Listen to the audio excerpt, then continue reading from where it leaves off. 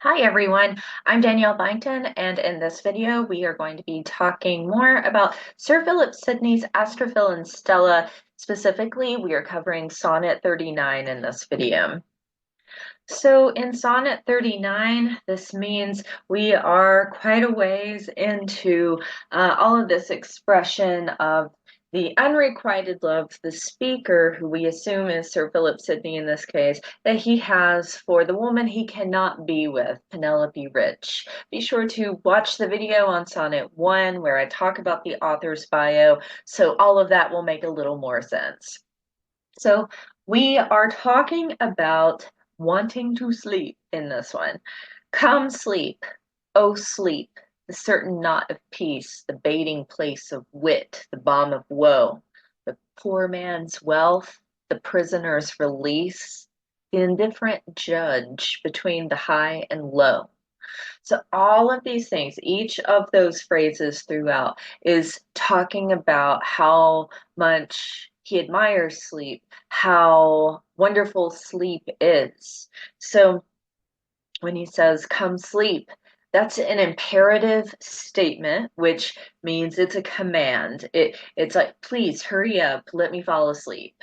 Because sleep provides peace. We say that, he says that in the first line. It's a knot of peace.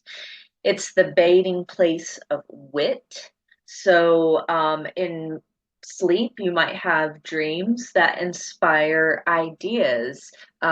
Something intelligent can be brought from that. That's why it's called a baiting place of wit. So we're baiting by sleeping. You're hoping that you might dream. You are baiting the dreams, like you bait wild game if you're hunting, right? You need something to lure it in. To lure in dreams, you have to sleep. Okay, and wit means cleverness. So he calls it, then he goes on to call it the balm of woe.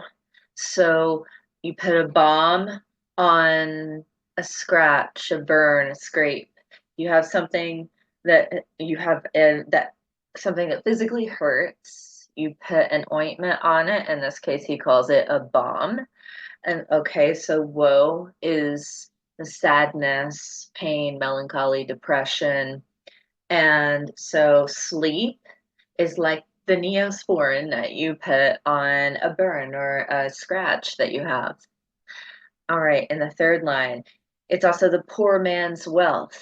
So no matter how dirt poor you are, if you can sleep, that is a type of wealth. Then he calls it the prisoner's release. So if someone is imprisoned in a jail cell, if they sleep and they're dreaming and they're in their mind, they're traveling other places. They are released, and metaphorically speaking, from that prison cell when they are sleeping. The indifferent judge between the high and low. So it doesn't judge you if you're having a good time, the high, or a bad time, the low. It's neutral. And sleep is still sleep. And so we see that sleep is like, wow, it seems like he almost likes it as much as Penelope Rich, but we're going to go on to see like why he wants all these wonderful things about sleep. So with shield of proof, shield me from out the prease of those fierce darts despair at me doth throw. So despair is basically aiming arrows. So this isn't like darts that someone's throwing in an arcade or a bar.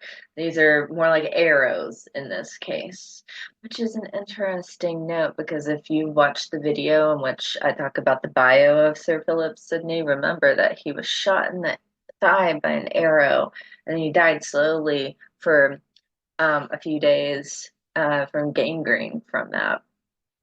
So despair, all that awfulness that despair brings, a tragedy, it's shooting arrows at him. So he needs a shield, and sleep can be that shield from those arrows of despair.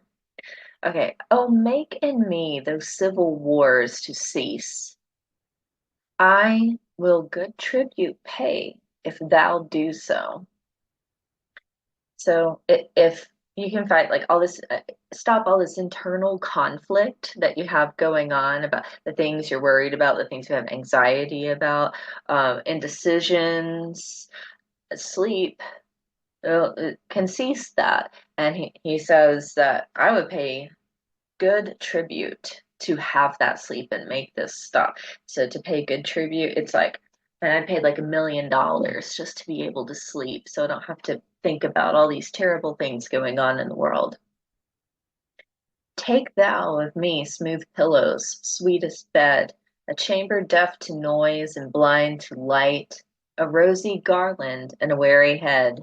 So now we have a setting of where the speaker is wants to sleep. So we have nice smooth pillows, the sweetest bed, a chamber that's deaf to noise. So it's really quiet and there's no sunlight peeking in through the blinds. It's blind to light. So this is the ideal sleeping quarters.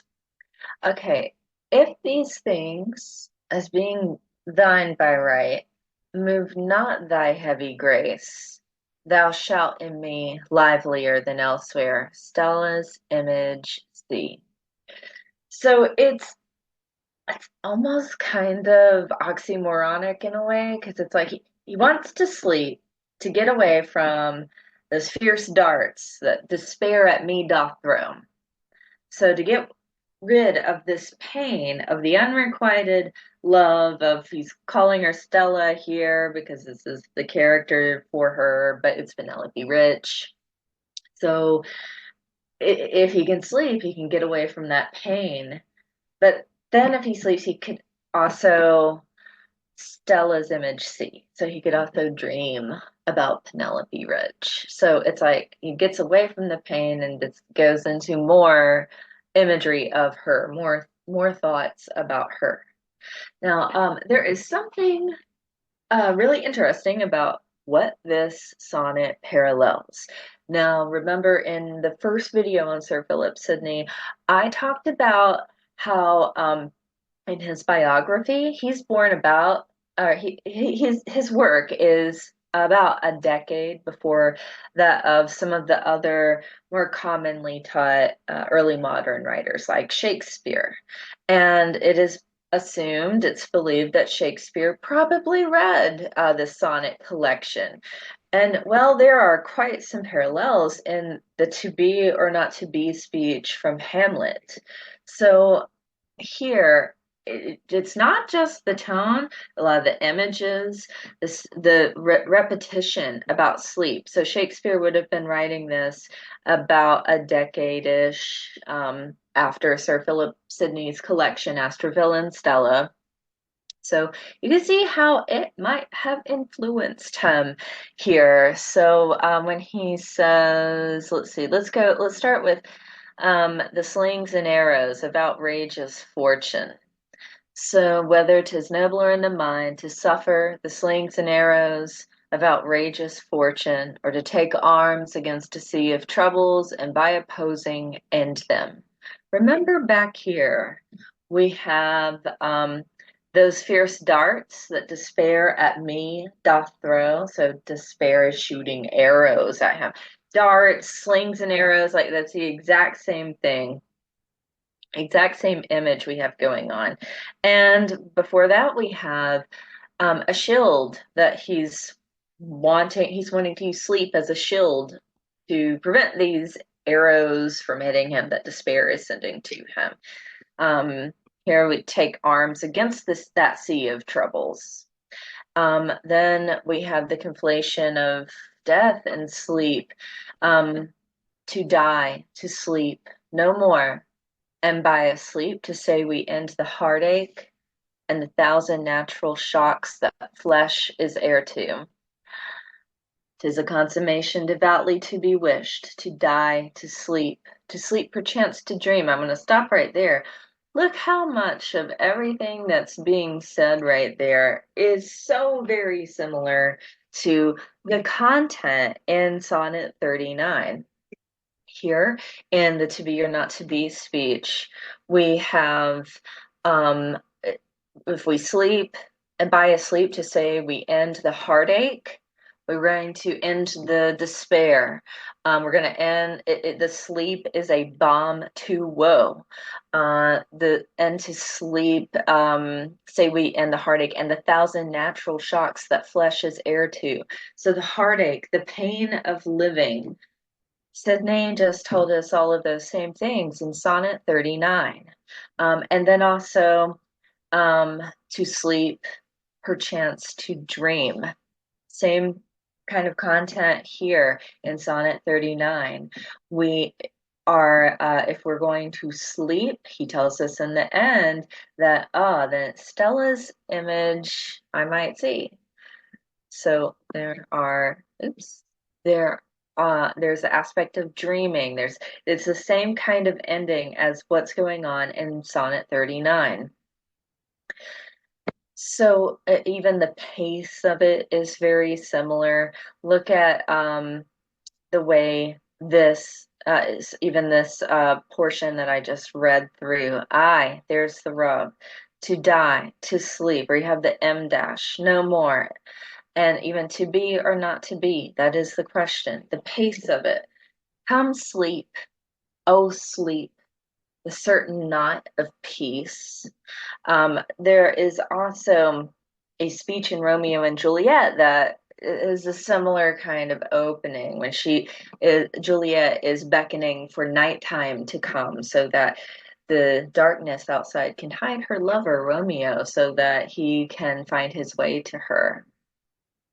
So that is all for Sir Philip Sidney's Sonnet 39. Thank you for watching.